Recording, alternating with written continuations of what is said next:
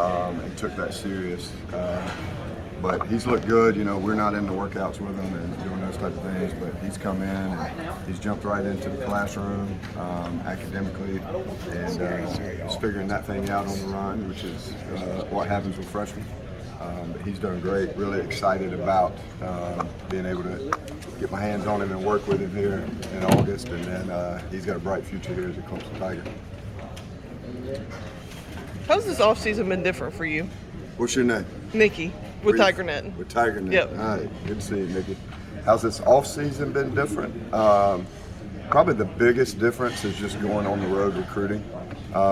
Everybody in the building is involved in recruiting, but with just the 10 position coaches being able to go actually on the road, that's probably been the biggest difference is, I've done that before as a 1AA coach, but being at this level, in 1AA, you're chasing guys who think they're going to Clemson and they're not going to Clemson, and you're trying to convince them they're not going to Clemson without upsetting them, right? So it's a long process, and you're fishing in a huge pond where when you're at a level like this and at Clemson, you're fishing in that small pond. And so I've had to adjust to that part of it, and that's probably been the biggest part. Coaching football is coaching football. I've done that for 20 plus years. So the biggest adjustment was probably putting a plan together, identifying where you want to go, who you want to hit, and then putting a plan together and then going and executing that plan. And for the first time, that was probably the biggest adjustment. How were you able to take what you learned as a high school coach and kind of implement that into your recruiting? Yeah, for me, even though I've coached college before, I'm a high school coach at heart. And, when I took this job 7 years ago, one of the big things that I told Coach Swinney when I came in was, I feel like we need to separate ourselves from other programs and how we deal with high school coaches.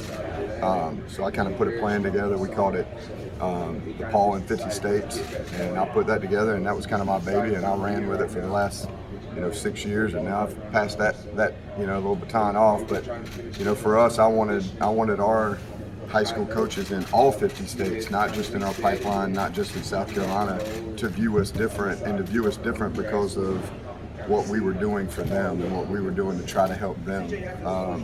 And that's probably the biggest thing that I've taken from high school to college is we, as a high school coach, sometimes you feel like the only time you get any attention from a college program is when you have a great player that they want, and you feel kind of used. Right.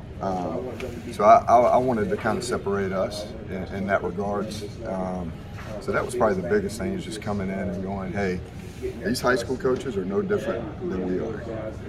I can go down the list of high school coaches that's gone from high school to college and won national championships or become great, college coaches. And there's a list of high school coaches that's become NFL coaches. So coaching football is coaching football, and the field's the same and the ball's the same. For me, it was like we don't need to view.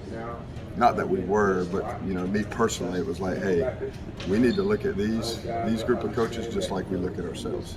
And that was probably the thing that I brought from a coaching standpoint. Like I said, coaching football is coaching football. It's about relationships. It's about trust.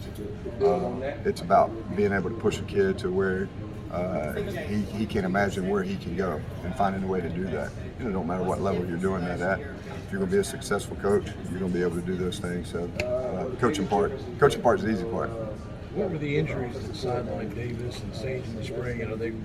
How's their health status now? What's your name? Where are you from? Scott Key from the Greenville News. All right, good to see you. I'm learning everybody. I want to know names and where you're from. Davis had shoulder injury and played through it throughout the season. Sage had a knee injury and again played through that injury throughout the season. And it just shows you how tough this group of tight ends are. They were banged up the entire season. Obviously, you lost Braden for the year, and then you turn around and Davis is hurt, Sage is hurt, and they still finished all the way through Iowa State, and they were not close to 100%.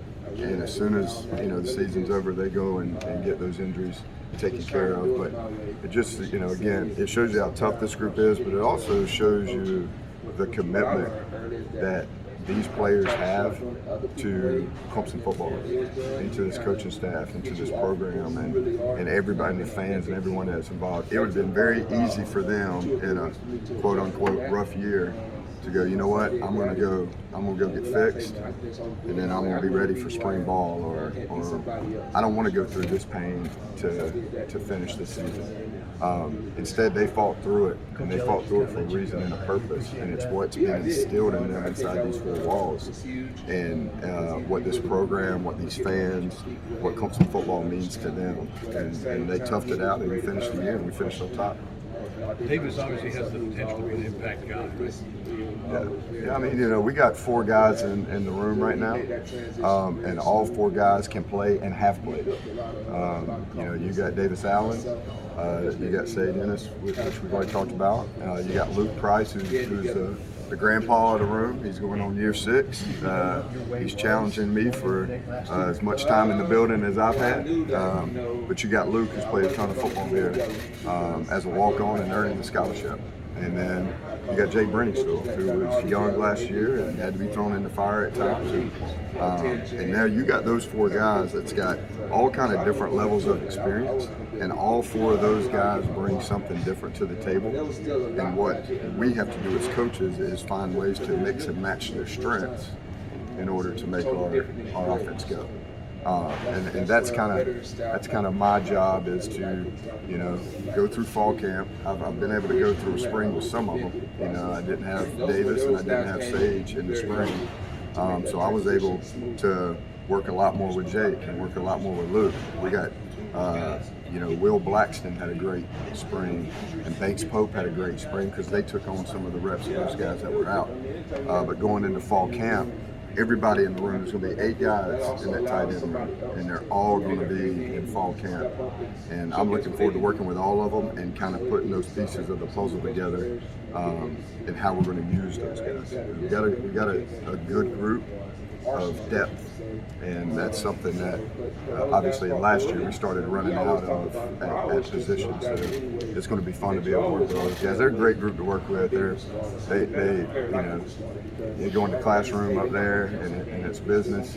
They go on the field, it's business, and then we go off the field and we have a good time together and enjoy each other. So it's going to be a fun group to work with. You mentioned the quote-unquote down year for Clemson. What's kind of the vibe, the energy around the program this year, would you say, over the summer? What's your name? Chapel Fowler with the State newspaper. Okay. Nice to meet you. Appreciate you. You too. I don't think it was a down year. Nobody in the building thought it was a down year. Clemson fans thought it was a down year. My mom thought it was a down year.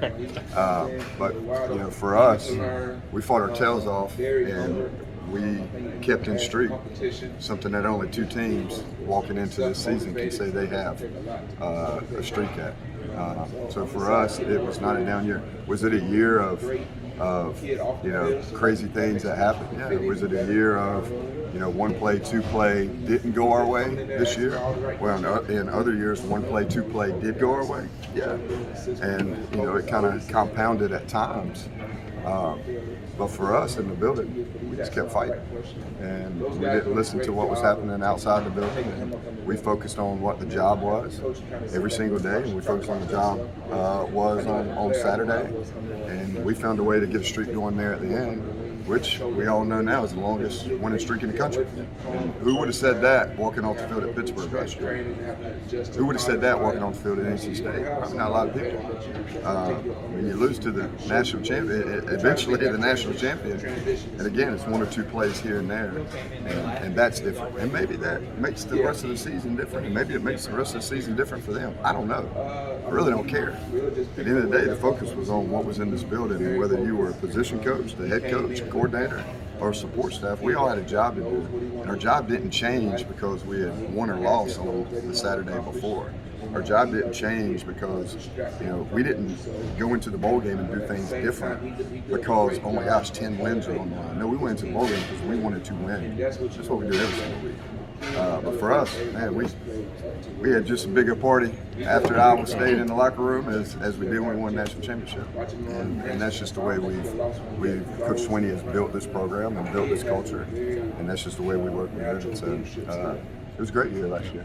Hey Kyle, Pete Yakabelli with the Associated Press Okay. out of Columbia. All right, out of Columbia. Out of All Columbia. right. So, God love you. I'm kidding.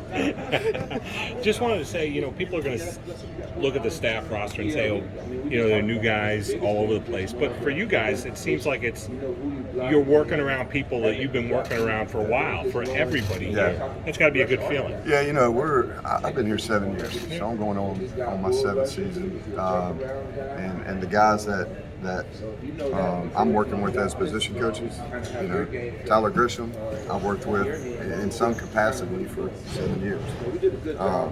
Heck, I've known CJ Spiller since he was running down that hill and doing his thing because I was in the stadium watching. Right? So I feel like I know CJ forever, but got a great relationship with Spiller, and then worked with Streeter for the 7 years here in some capacity, and I knew Streeter before that when I was a head coach, and he was recruiting for Clemson. So, and then Thomas, been with Thomas for 5 out of the 7 years, and was still with him really for 7 years because we'd go to FCA camp. I take our families to FCA camp together for those years he was not here.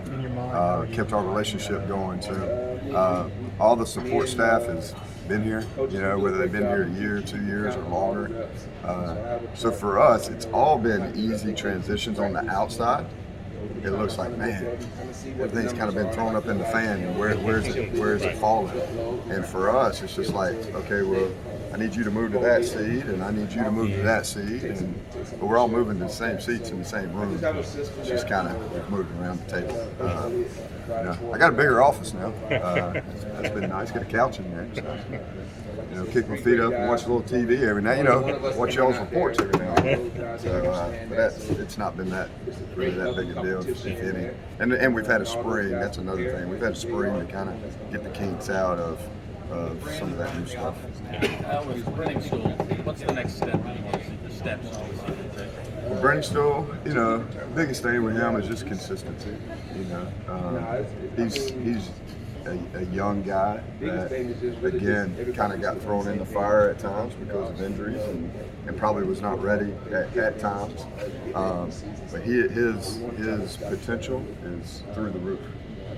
His athleticism and what he brings to us in that tight end room and what he brings to the opposing defense and matchup problems is through the roof. So what he's got to do, and he's taken steps to that, is he's just got to be more consistent.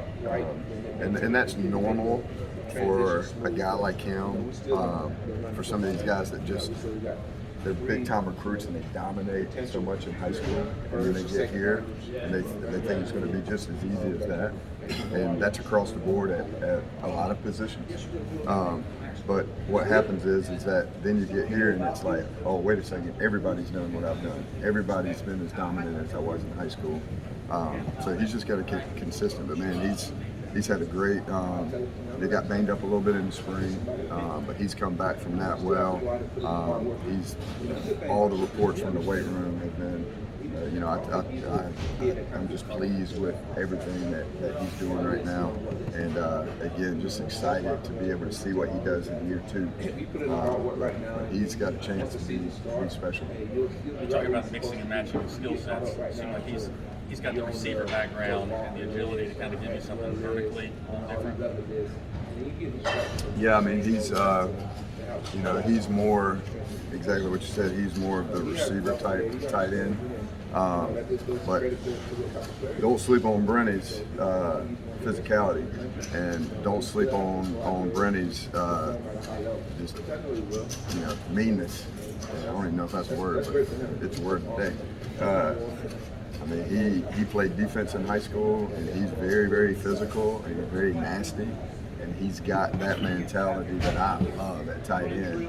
So don't think that he's just going to line up and go run some routes and be pretty out there in grass. He gets in the box and he mixes it up, and that's kind of his specialty.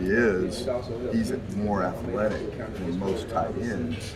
But a lot of athletic tight ends can't do what he can do inside the box. And then you flip it and you got like a Davis Allen, who's a mixture of both. You know, and how many times last year did if we flank him out as a wide receiver, you know, wide, you go throw him a ball and he make a play. You know, just right now, jumping out is the fake punt, and he just goes up and looks like Randy Moss. You know what I mean? But yet Davis can, again, you can play him in the box and do things with him to help us in our run game, our play action game. And then Sage is a mixture of both. And then Luke is just a nasty, get in the box and let's go to war, you know. And you can count on him. But man, Luke took so many steps forward in his passing, you know, his passing part of his tight end, his receiving, because he got a lot of reps.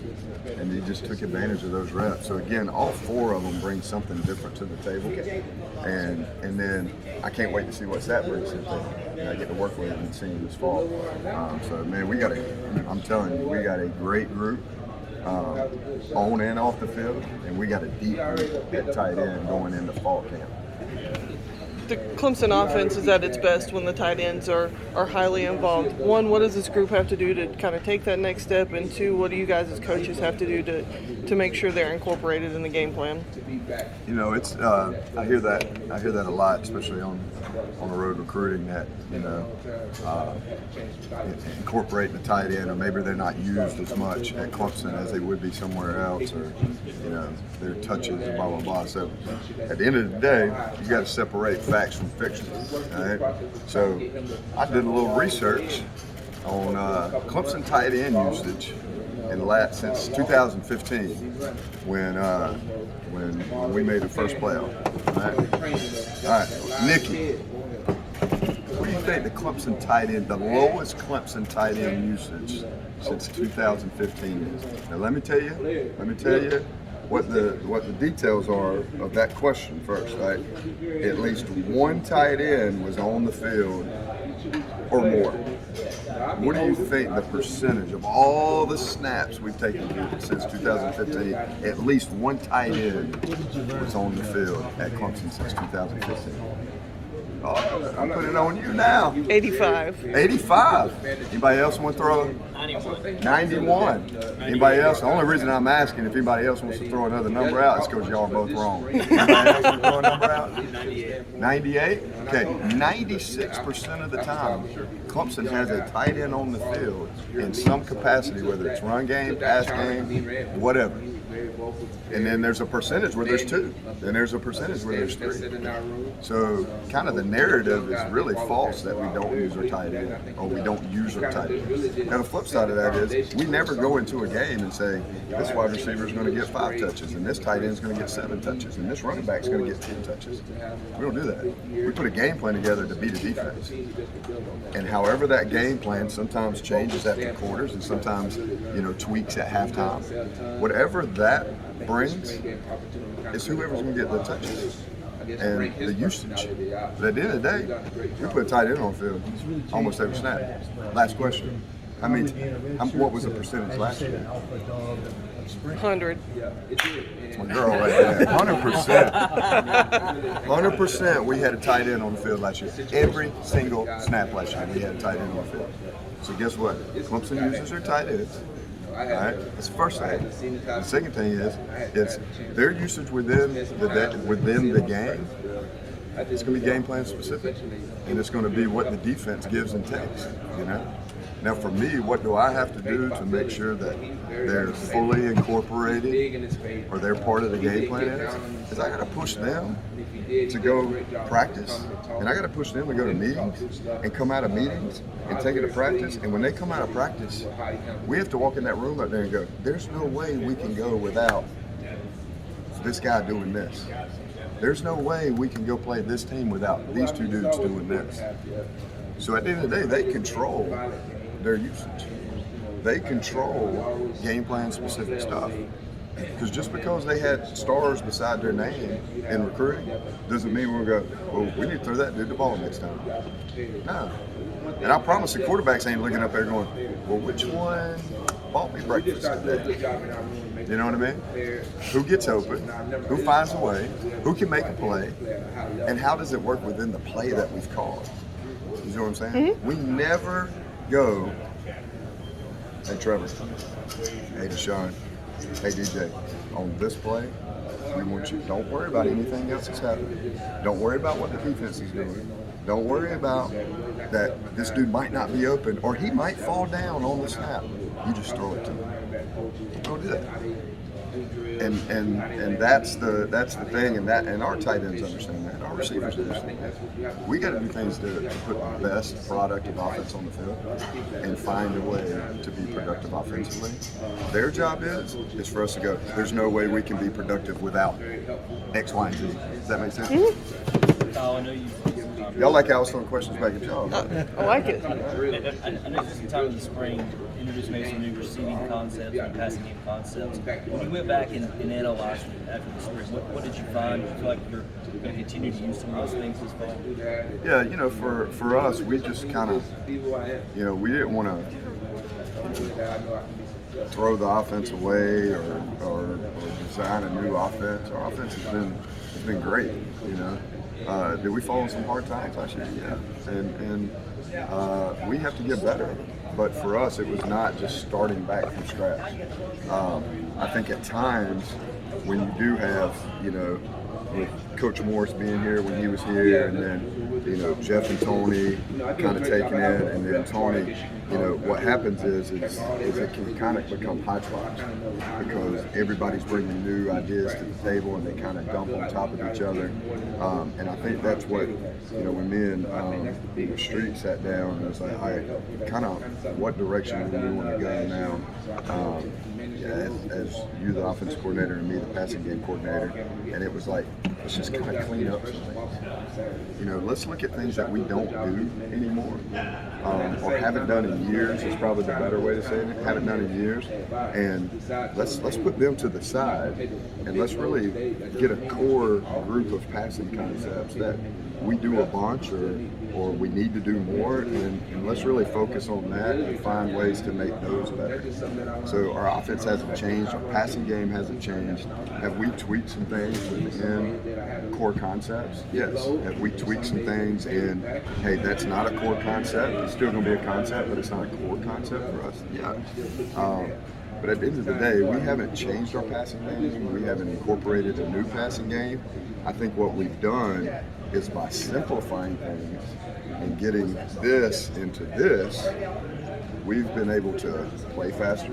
We've been able to get our guys, and when I say play faster, that doesn't mean that we're snapping more snaps. What I mean by play, and that's kind of another fact versus fiction.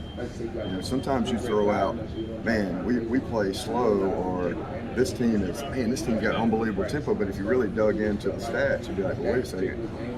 Yeah, they snap the ball more than you need some help here? Yeah, let me get that for you. All right, what's your name? Amanda. And who are you with? Watch Fox. Okay, I'm just going to take probably 10% of that paycheck. All right.